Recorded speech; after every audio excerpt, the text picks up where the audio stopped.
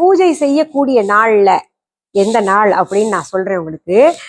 எந்த நாள்ல பூஜை செய்யறோமோ அந்த நாள்ல அதிகாலையிலேயே எழுந்து நம்ம வீட்டையும் சுத்தமாக வச்சுக்கணும், நாமளும் சுத்தமாக இருந்து பூஜை அறையை சுத்தமாக வைத்து கொண்டு, நீங்க கிருஷ்ணர் சிலை இருந்தால் இல்ல படம் இருந்துச்சுன்னா அதை தூய்மைப்படுத்தி, அதாவது பூஜை அறை மொத்தமுமே நம்ம சுத்தப்படுத்தணும். இருந்தா கூட கிருஷ்ண பரமாத்மாவுடைய சிலை இருந்ததுன்னா, இல்ல சாலகிராமம் இருந்ததுன்னா, இல்ல சங்கு, இதெல்லாம் பூஜைக்குரிய பொருள்கள் நம்ம கிருஷ்ணரை வழிபடும் பொழுது வச்சுக்கிட்டோம்னா, இருக்கும்போது வச்சு நம்ம பூஜை பண்ணணும் இல்லையா? இல்லைன்னா அதை பத்தி கவலைப்படக்கூடாது. என்ன இருக்கோ அதை வச்சு நம்ம வழிபாடு செய்யணும்.